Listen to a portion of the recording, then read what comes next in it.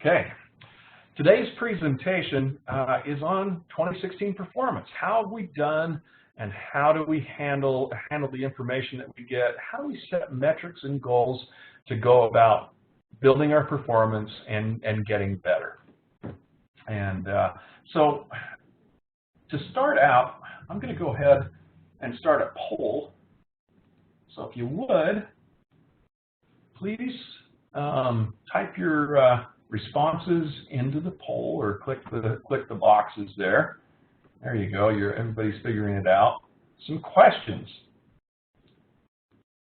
Oh, that's one frustrating thing about this polling thing. I may have to have Doug read the poll questions for me because it doesn't show those to me.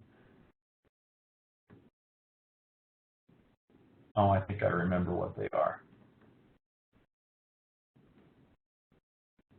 First question, do you know how many auto accidents your organization has had so far in 2016? Do you keep a finger on the pulse of those incidents? The second question, do you know how many workers' compensation claims that your organization has had? And the last one, do you know what your organization's goals are as they pertain to safety and risk? All right. Well, let's let these go for just a minute more. What do you think, Doug and Brent? Do you know those answers? I think I know. That's good. Part of the safety committee. Yeah, tracking those items.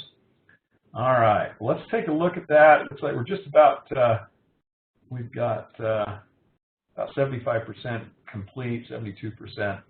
50% know how many auto accidents have happened. That's great. Better than 50% know how many workers' compensation claims, and better than 50% know the organization's goals. That is great. I'm closing the poll now, and we'll move on. What do you think of that response, Doug? Sorry, I'm having trouble with my buttons here. I didn't see the response come up there. Did it show? I didn't see it either, but I think it's good that it's more than 50%, and that also means there's some room to there we go. Know some more about our safety and risk. You see it now? Yeah. There was a little tiny box I had to check. So there's some room for improvement, but Brent's right. It's good, and most people are on top of that. Yeah, I was very pleased by that. So that's great. Okay, did that poll go away now? It's still there. Still showing. Now did it go? No. I see your training goals slide. Okay, so it went away. All right. Yeah, it's just off to the side. So with that, that's a positive thing. Yeah, we have some room for improvement there, but I think that's great. People are aware of where their organization stands. Well, let's kick off this training by looking at some goals. We'll look at what the importance of goals, understand what the importance of goals are, understand metrics and what metrics we should be looking for. Then we'll talk about our current performance, how we've done as a pool, how you have performed in the various lines that are out there, and at the end of the day, hopefully we'll all commit to adopt some performance metrics, some goals, and make them a value in our organization. Unless we really or the only way to increase our performance is to really set those goals and live by those things. All right. I did the poll early. So we ask, why do we keep metrics? Why do we even keep score? Well, if we don't keep score, we're only practicing, and we'll never win.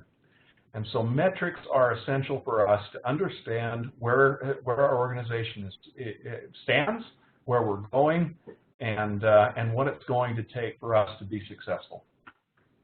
All right. Oh, I did have a question there. Peers polling does not work on the iPad app. Probably not. and I'm actually kind of surprised because up until this point, the iPad hasn't worked on this system. So that's one positive. We'll take that as a win. So, have you ever been lost? What do we need to know if we're lost? I was out on the weekend with my kids out to go and cut a Christmas tree out in the middle of nowhere, and the clouds came in and it started to snow a bit, and that thought always goes through your mind when you're out in unfamiliar territory. What if I get turned around here? It's pretty cold and snowy out here. Well, how do we know? What do we need to know? We need to know our bearings, and that's what our metrics really give us. It tells us where we've been, where our track is taking us, and what our guides are to really get us to that point. All right. So, and I just want to throw this out at the outset. Just because your past has been really squeaky clean, we haven't had issues, that doesn't necessarily mean our future will continue to be squeaky clean. Brian here at the Trust likes to ask the question, has your performance been intentional, or was it just by accident that you've done really well or really poorly? And I think that's a good question for us to ask ourselves, is this on purpose? Have we really been successful because of our efforts, or have we just been lucky? All right, so we monitor our performance so we don't repeat past problems. Doug just did a major review of a lot of workers' compensation claims. How many times did we repeat the same types of claims when you reviewed all those claims? Some surprisingly so. Some to the point where I thought I was reading the same claim over several times. Yeah, and we see that. We get an update report each day that shows all the new claims or changes in claims when they take a significant turn, and that's part of the frustration of doing our job sometimes, is we see similar claims happening again and again. So we've taken it upon ourselves to share this information as much as we can to help you understand where the claims are coming from. You may not have had you may not have had a workers' compensation claim for years, but that doesn't mean the risk is not out there, and so we've taken that upon ourselves to share those things with you. Doug really did an exhaustive review of claims and lined those out in our Safety Moment webinars this morning. So if you didn't check those out, go back and check out the recording later on, because that'll help you understand from a workers' comp standpoint what claims are we seeing over and over again. We don't want to repeat those things. That is the definition of insanity, is just doing the same thing over and over again and expecting different results. And so that should be one of our major goals, and the reason why we do risk assess, or why we do incident investigations, and why we establish accountability in our organizations. We want to identify areas that are hurting our performance. Today we'll talk about which work areas, which types of occupations are hurting our performance more than others. Why? Well, so we can put our efforts there. We only have limited capacity to financially battle some of these problems, time issues, and all of those things that go into allowing us to work on a problem. Those are limited. And so we want to focus our efforts on those areas that are really hurting performance and where we can have the most benefit. We may have blind spots. That's why we recommend that your incident investigations also involve near misses. So we identify those concerns, those blind spots, prior to having a serious injury or a liability claim come from something like that. We need to know whether we're being successful or whether we're not. Sometimes we'll go out to one of your organizations and sit down and talk because performance has not been very good. And as we outline that, occasionally a manager will be really quite surprised. Oh, I didn't realize we were not doing very well. I thought we were just like everybody else. So knowing what our performance is helps us place emphasis where it needs to be.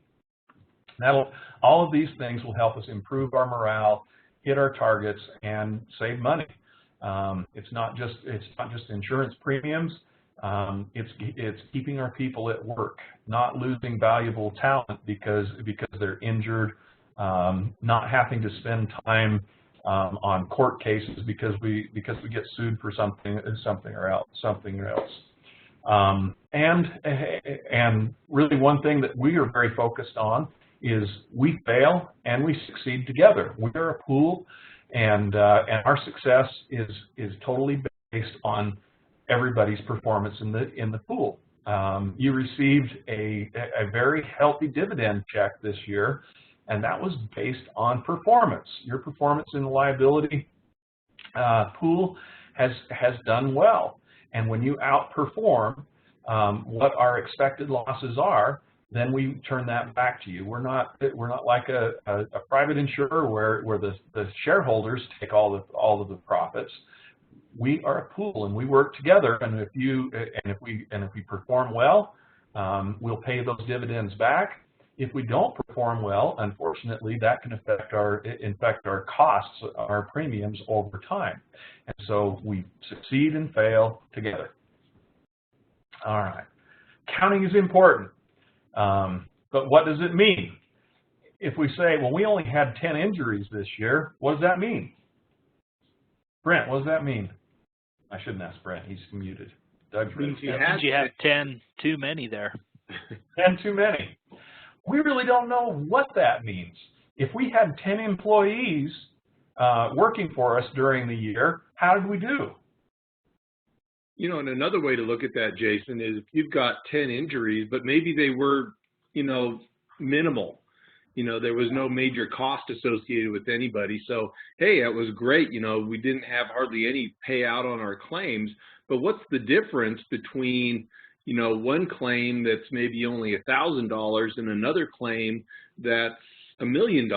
And the truth of the matter is, in a lot of instances, there's hardly any difference, between what may be a simple strain and what could wind up being a fatality.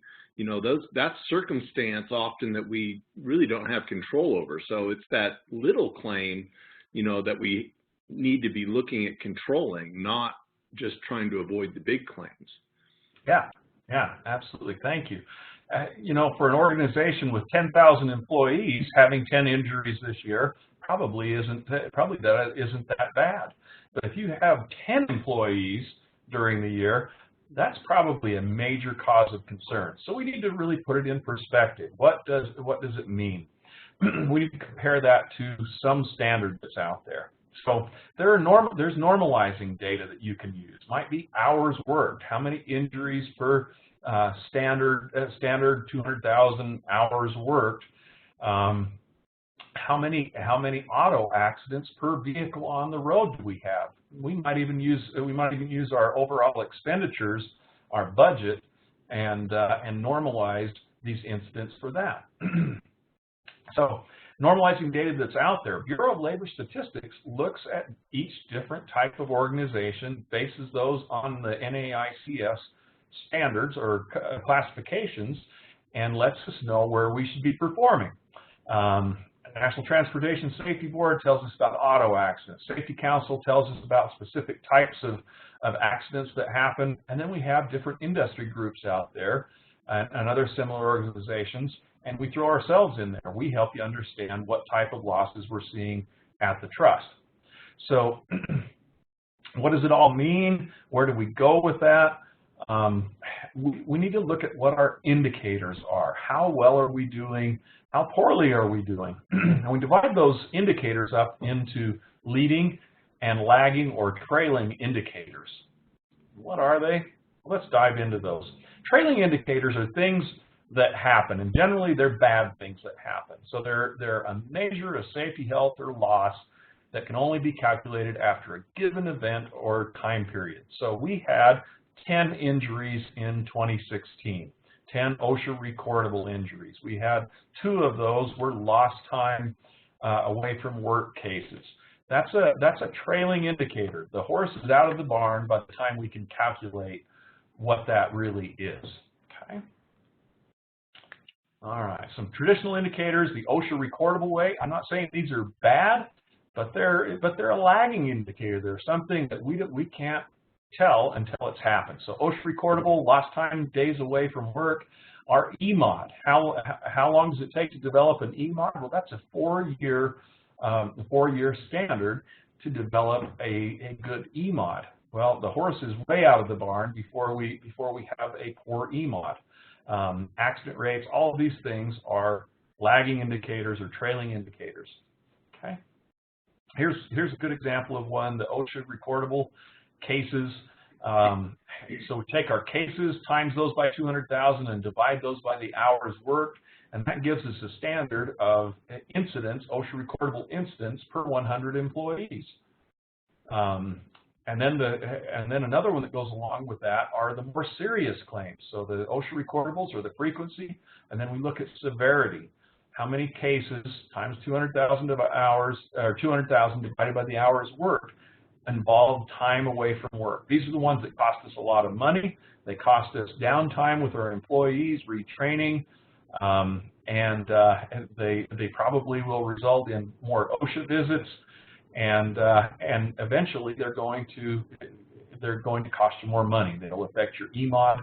All of these things go together. All right. So what does it all mean? Let's just look at a couple of rates. The overall average across the country for private entities is 3.4 of those 3.4 OSHA recordable injuries out of that 100 employees. Local governments, state or countrywide, are about 6.1. We almost double the private sector. And you ask yourself, why is that? What's the reason why we're doubling that? Well, I think we all have to sit back and do a little introspection and say, what is different about government than private sector? Do we do more dangerous work? Do we do different work? I don't really think that is the case. I think we have to really look at our accountability systems in our organizations and see where we're coming from there. Here's the days away rate. Private entities, their rate is about a 1.0.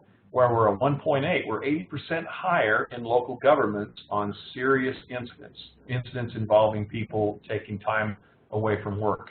That's a big deal. That puts us at a competitive disadvantage on many ways, and so we have to embrace that and get a direction.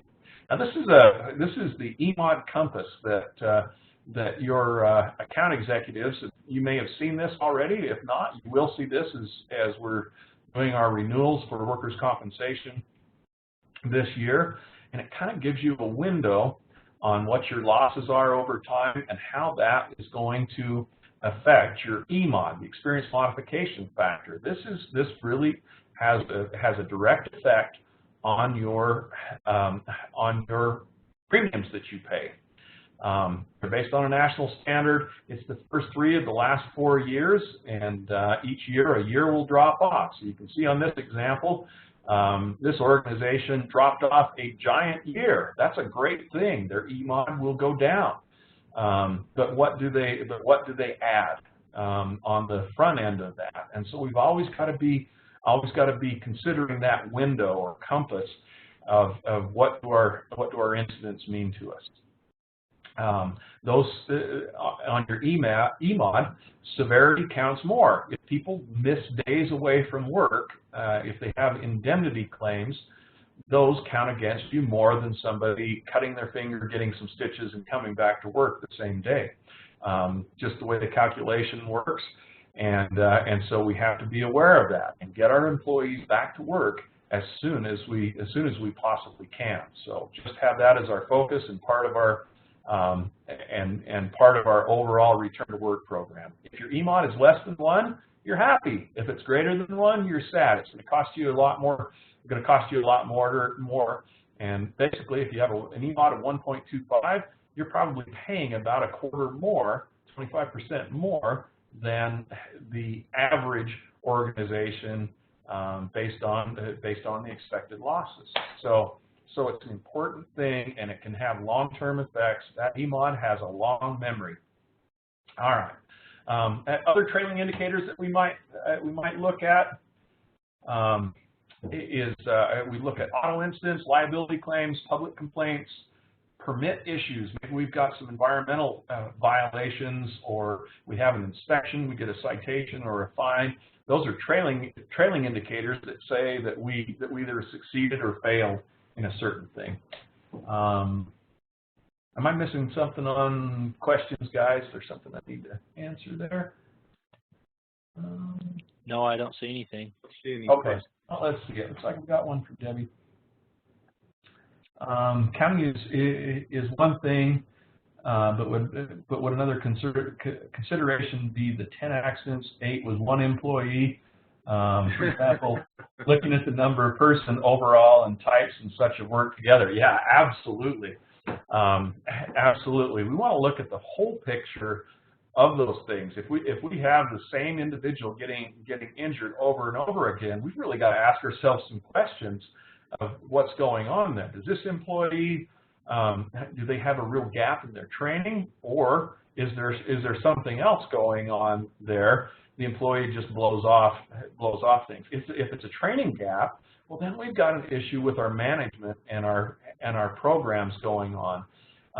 If it's an employee blowing off safety rules and getting injured, we still have a management issue, but we also have an employee issue that we need to take care of. So yeah, absolutely, Debbie. That was a great insight on that. All right, we can look at our incident rates. Auto incident rates. About 4% of autos are involved in an accident annually throughout the country. How does your organization compare when it comes to those auto accidents? So tools to really be able to find what our problems are, and I appreciate Debbie bringing that up, because it's not just looking at a rate, it's really looking into the details of those things. But we look at our rates, we look at trends. What's happening? That's part of our job here, is to see where our trends are going. What's the major causes of loss, and where are they going? What's the type of accident? Maybe we look at body part. Doug talked about a lot of types of accidents, most common. So check that out. And we can also provide graphs and charts specific to your organization to help you understand what types of incidents that you're seeing and the demographics that go along with those. And before I go ahead on that one, and incident investigation is the essential tool that all of us need. We think it needs to be formalized in either an incident or an incident investigation team, a safety committee, a board that looks at each of those and decides, was this incident preventable, and what type of action needs to be taken to prevent it from happening again. Does discipline come from that? Not always, but can it? Yeah. And we believe accountability is an essential part of making sure an incident doesn't happen a second time or 27th time. Okay. So those were the trailing indicators, and it's important data. A lot of what we deal with falls into the trailing indicator category, because they're claims, they're things, the water's already gone under the bridge. But if we only pay attention to those trailing indicators, we're going to fail.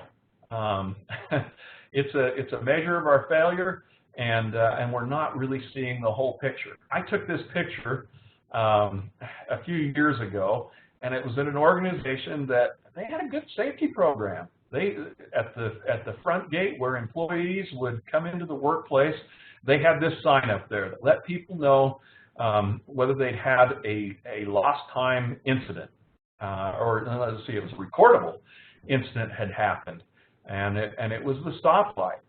Now, that's a good thing to let people know how we're performing. I agree with that 100%. What do you see? I picked on Doug on all of these. I'm going to pick on Brent now. What else do you see in this picture? Looks like some wires hanging out on the left-hand side. All right. I thought this was really ironic that on our safety sign we had an electrical hazard. We had wire nuts hanging out in the rain, and potential for some electrical shock or other hazards there. I thought it was an ironic thing, and kind of pointed out our need to not look at the trailing indicators, but look at leading indicators. Leading indicators tell us what future events or positive efforts towards preventing injury or loss. So it's something that we're measuring that will affect our losses in the future. Okay, you say, well, what the heck would tell us that? It's something that lets us know where we're headed. So I ask you, I should have had a poll there to ask about that. But you can say, what type of an indicator would let us know where we're going? I'll give you a leading indicator that we use at the Trust. That is our Trust Accountability Program, the TAP program. Why is that a leading indicator? Well, because it tells us if your organization has the systems, the programs in place that will prevent losses over time. It will prevent accidents, injuries, lawsuits, all of those things. TAP will help prevent those. So when we look at you as members and we say, and we see that you've got TAP for the last 2 or 3 years or even 4 years, we have a high level of confidence in your ability to perform. And so that's one of the reasons we put TAP in place, is to give us a metric, but 2, and most importantly, to help you put programs in place that have stood the test of time and will produce results. And we see that through our members who've received TAP, they perform better, and especially over time. Maybe not the first year.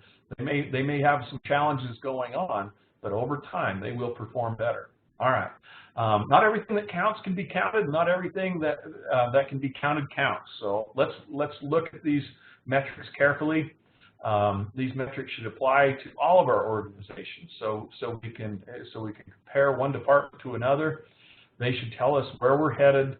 Everybody should be able to understand it. We should be able to communicate that to our organization, so all of the people in the organization are engaged. Employee engagement is huge. We can have the best programs in the world, and if only management knows about those programs, they're going to fail.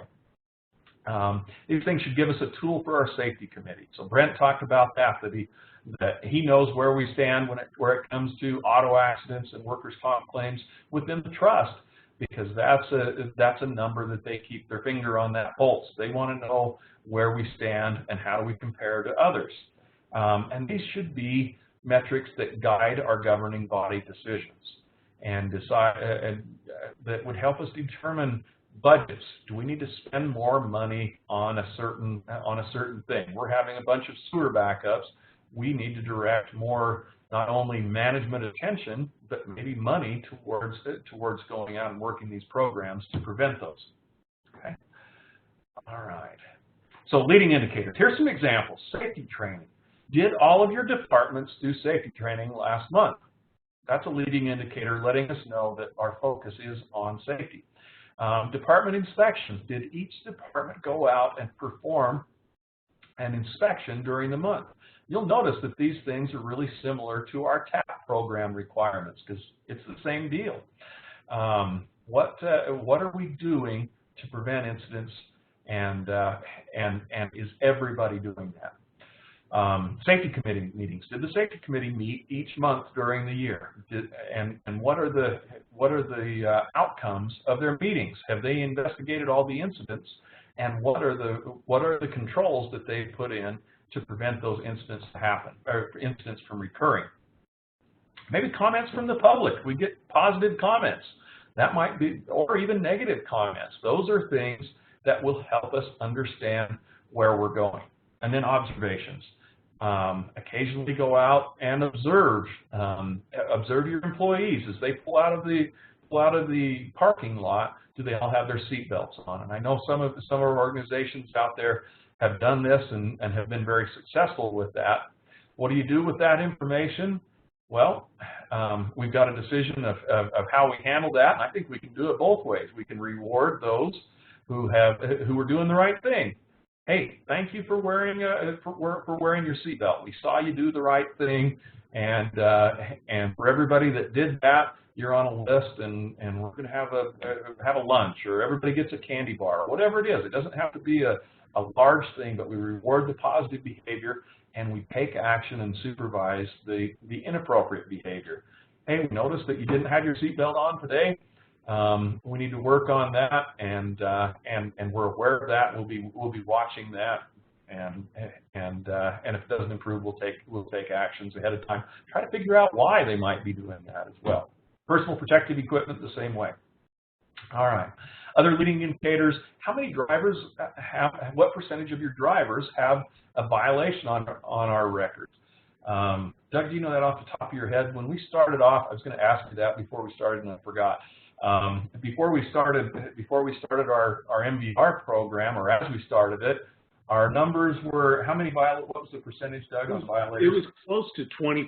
It was high 18s, so it was like almost 19% of all the drivers in our initial MVR program had at least one or more violations on their record. Now we're down to, I think the last one was 12.37, so pretty close to 12% now. So would you take that as an indicator that we're going in the right direction? Yes. Yeah. Why do you think just whether you have a citation on your record tells us whether our organization is going to be better when it comes to auto accidents? Well, statistically, the more violations an individual has on their driving record, the more likely they are to be involved in another accident in the next 3 years. So there are statistics out there that we can correlate that to. Okay. And I'll move along because of time, but we've seen all of these work. Sewer manhole inspections. If you're inspecting 100% of your sewer manholes, your sewer backups will go down. How do we know that? Well, we've watched that over the past several years.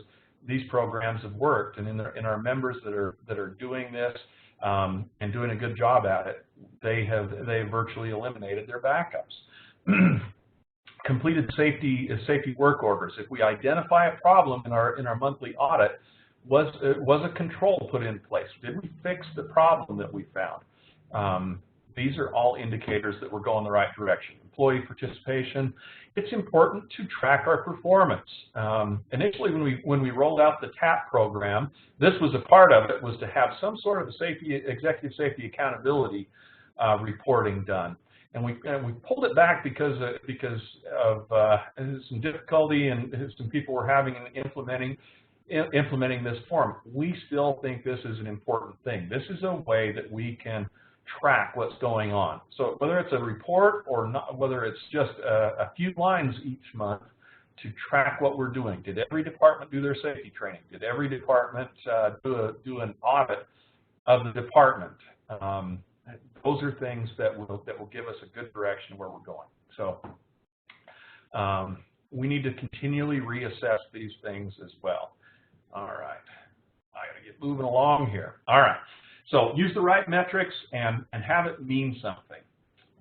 Publicize the data. Whether we're doing really well or poorly, let's publicize those things and talk about them. So we had Doug talk about our losses on workers' compensation. What are the worst? Where are the bad things coming so others can learn from those things? We need to engage all of our people in our organization, from the very top, from our governing bodies down to the person that was hired yesterday. Everybody needs to be engaged in doing the right thing. Okay, so we baited you into this by performance. We're going to talk about how did we do over the last 11 months as it comes to these various areas. TAP. I put this on here because this is one that we track. Initially, we didn't have very many organizations have everything together to get the TAP award, and then we more than tripled that. The second year, we almost doubled it the third year, and we expect so far we're still under 20. But we expect to go over 100 of your organizations get the TAP award this year. What does that mean for us as a pool? That means that we are going to perform better and better because the systems are in place. Now, each year that you get TAP, you're going to get better, and our job is to help you look at how your programs are working and improve those. Who should I pick on? Doug, what's the most important improvement that most of our members could do in their TAP program? The incident investigations. That's really what we look at. The one thing that gauges how well they're doing is how well that incident investigation is done and how good of a job they do at identifying corrective action. Yeah, absolutely. Absolutely, and I appreciate Doug letting me pick on him here. But this is one of the major focuses that we have this year. How good are your incident investigations? Are we really looking into what's the root cause of this and what we can do to prevent it from happening again?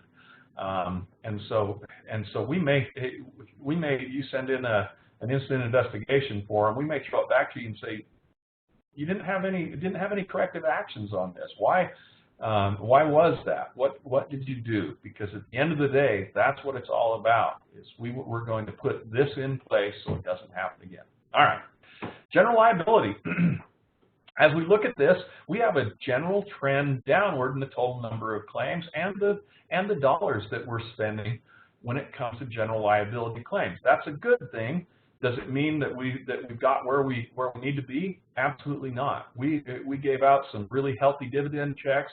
We would really like to get our experience down to the point where not only are we giving out dividend checks, but we also can lower those premiums to start with. So we have directions to go.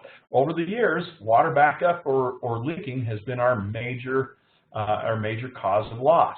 This is let me go here. This is the good news.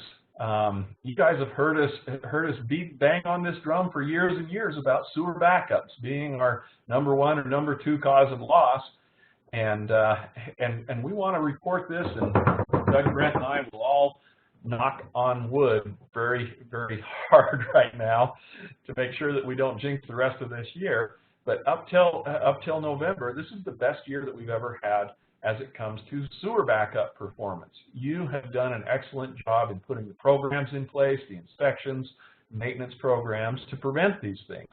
And just to give you a little bit of the scale, years ago, we had years where we would spend $1 million on sewer backups and have well over 100 backups during a year. To this point in the year, 11 months in, we have not paid out $100,000 in sewer backups, and a huge percentage of those backups were no-fault claims, where we did not have any fault, but we had an event happen, and it's some coverage we have in place to take care of maybe a senior citizen who doesn't have a form of income, but a bad event happened in their neighborhood, and their sewer got backed up. That was not our fault, but we have some coverage there. We take that as a real good direction that we're going. So thank you for your efforts there. They have paid off.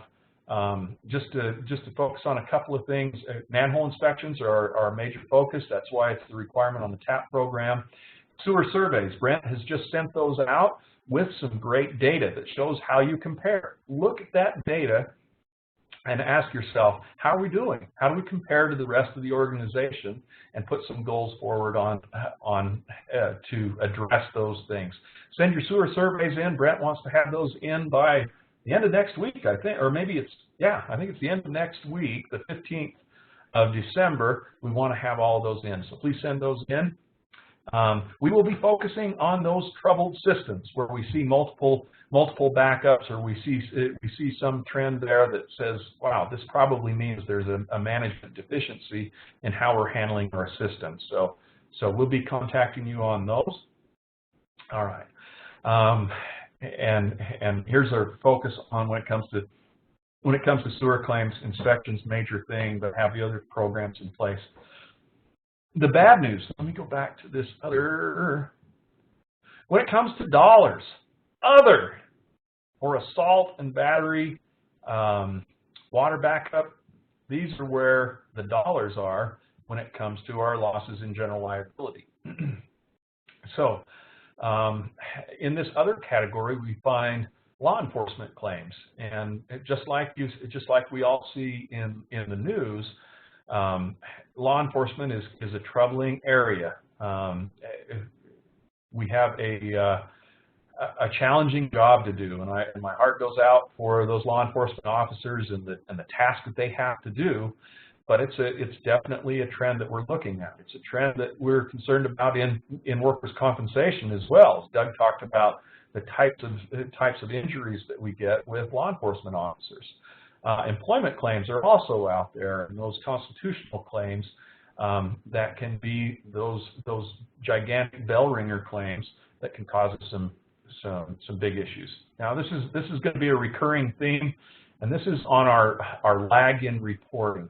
If you look on this chart, the green chart, about just over a third of the time we're reporting a claim within 3 days. Now I realize that these are general liability claims, and sometimes we don't hear about that for a while, but 38% of the time we've gone more than 11 days before we report a claim. If you have knowledge that you're probably going to get sued, or a claim or a potential claim is out there, let's get it reported as soon as we can so we can get our adjusters on it. We have much better outcomes the sooner we get that information. So make that a goal, is to have same day reporting on any claim that comes into us.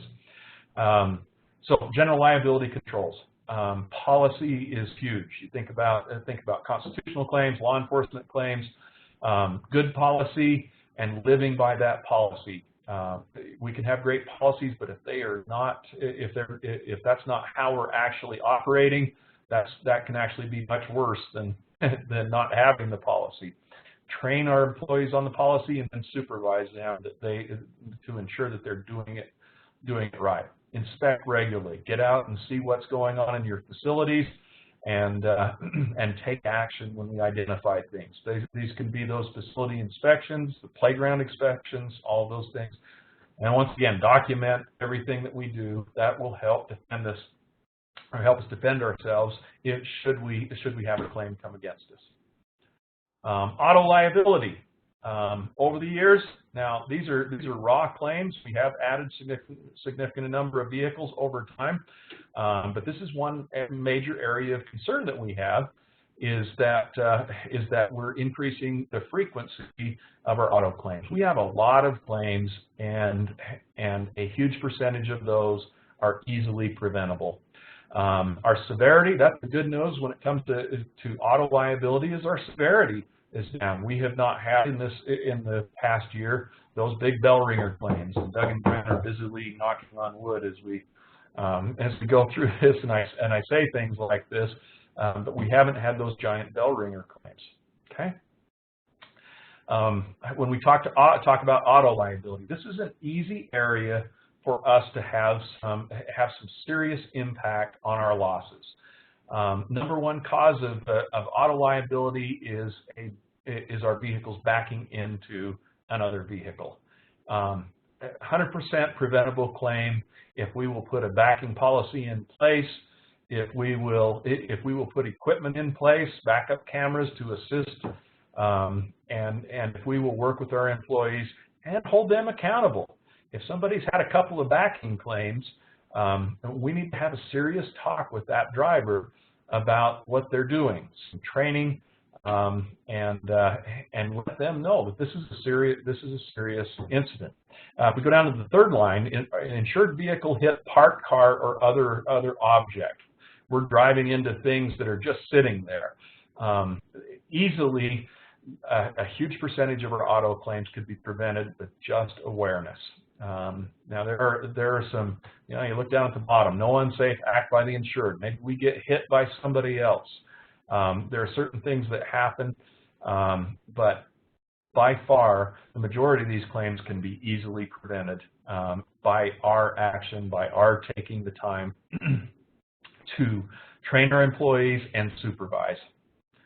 Once again, same thing on auto claims, and these should be pretty clear when these claims happen. If we crash our car, there shouldn't be a ton of time that goes on. So don't sit on those claims. Turn those in right away. That will help us get a good outcome financially when it comes to the claim, and particularly if it is particularly if it's something that's going to involve a lawsuit.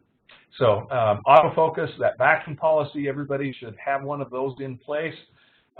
Incident investigation is extremely important. Look at those. Recently, we sent out a list of repeat crashers and drivers in your organizations who have multiple claims on their record. Doesn't matter whether they were at fault or not. We sent it out because if you've had one or more claims, your likelihood of having another go way up. What kind of accountability program do we have in place? Are we asking the supervisor of the department to report on how this accident happened and what that supervisor has put into place or the department has put into place to fix that? I heard one organization just a couple of weeks ago said, and it was law enforcement. They said the person that has had more than one auto incident drives the oldest vehicle in the fleet, and that might be a way to hold people accountable. Is by which vehicles they get to drive. If you're going to crash multiple times, you're going to have to think about that driving an old vehicle, and we're serious about this. And supervise. If you see an employee not wearing a seatbelt, take action. Ask them to put that on, and ask them why they're not. Okay, workers' compensation. Doug spent a lot of time on this. And to get into the details, go back and check out his presentation from this morning. We'll put those on the website. We have a general downward trend when it comes to workers' compensation. However, that's not the whole picture. We look at our trend. That looks great. It's actually, this graph is backwards. You should go from right to left. Big concern is that we have those brown claims. Those are those indemnity or lost time claims. That's a focus that we need to look at. Some of those are claims where our organizations are not doing everything they can to get that employee back to work, and so that affects everybody in the pool overall, and it really affects our EMOD and our long-term costs. So that return to work program, really essential. Here's a really busy graph, but I think you can get the point here of where do our workers' compensation claims come from. Law enforcement, public works, fire and EMS, parks and recreation, and then on down from there. We expect some of these because they are big organizations. Public works, we have a huge percentage of our employee hours and our budget going into those types of operations. We expect some there. That doesn't give them a pass. Law enforcement, we're concerned about that. But even on some of these smaller areas where we look at building inspection, crossing guards, we see some trends happening in those types of areas. Animal controls is another one as well. We see some trends going on in those smaller occupational groups that are really concerning to us. So if you've got those, we'll be putting some focus on that, but you should be thinking about that as well. So I'll ask you the question that we did on the poll. What about your injuries? What did you have? What type of injuries, and what have you put in place to prevent those? Okay, reporting once again. Looks like from our data that the employees are notifying you if they have an injury. Most of the time, it doesn't take very long for them to report, but it takes a while to get that report into our adjusters. And so this is the recurring theme: report those claims. When you have those, report them. All right. So overall goals for workers' compensation management are really the same for all of our systems that we're working on, whether it be liability, auto. Number one is management focus. Are you as a manager, if you're at the top of the organization, does it matter to you? Is this something that you talk about in your meetings? Is this something that you require your direct reports to give you an update on at least a monthly basis? Is this something that's part of of all employees' annual reviews, that their safety performance will be a factor that they're judged upon? If we let them know as management that it's important to us, it will be important to them. Incident investigation. We beat on this drum a lot in this presentation and Doug's as well, and for years, knowing what happened in your incidents, knowing your near misses, and putting controls in place is essential. So we don't see those recurring claims that we see all too often. Employee engagement. Ask yourself, when you're asking about your programs that you have in place, do our employees know those things? Do they know the policies? How do we engage our employees? How do we get them to take action? Some simple ways are to have them do monthly inspections, to do the audits themselves and report on those things. You can get them involved in a safety committee or other committees to help come up with solutions, empower them to make their workplace a better place. Another way to get employees engaged is to hold them accountable. Hold them accountable for incidents that they have. Hold them accountable for their actions, but also hold them accountable for doing the right things. Reward them if they do the right things. Put some incentives in place to help those employees internalize this and make it a part of their job, that they know that this is a value, and that you all need to work together. We all need to work together to make it better. Okay. All right. I went a little long. So just in summary, we want to monitor those trailing indicators. We need to know how many incidents we had. We need to know how we compare to last year. But let's focus on those leading indicators. What are the things that will help us prevent those trailing or lagging indicators? Focus on those. Focus on the good, positive things that people in your organization are doing, but don't overlook the negative side of things as well. We've got to supervise. We've got to drive that accountability throughout our organization. And once again, management commitment, and engage your employees. Get their buy-in. Let them know it's important to you. And then continually look at those incidents and really dive down into what really caused this. Okay, I said a lot of words. Doug, Brent, any thoughts, any comments? I'm looking for questions here. I don't see any questions or comments. Good job, Jason. Okay, any thoughts, Doug? No, it really comes down to, making sure that we're doing these programs with a purpose. We want to make sure that we're not just trying to fill a requirement, but we're actually doing these things in order to, help our employees and ourselves to be safe, and make sure that we're doing it in a way that's effective. And that's really what it comes down to, if we're doing things for the right reason. Agreed. Very good. Well, folks, I don't see any questions there, and I've gone long. We're up at an hour, so I'm going to go ahead and wrap this up. We are recording this session, and we will place it up on our website. I'll send out that executive safety accountability report as a reference document. Just an FYI, we are going to be making some calls to the chief executive of organizations, particularly those that are having some challenges, and really working out how we can work together to address those things and put together some goals and plans. So expect those calls here within the next couple of weeks for those of you that are really renewing right now, as we've really taken a look at performance, and then throughout the year as we focus on various items. Okay. Right. Anything else? No, sir. Thank you very much, folks. I appreciate your efforts. I appreciate your time and attention to these serious considerations, and know that we're here to help. We're here to provide support and programs, all of the things that we can do.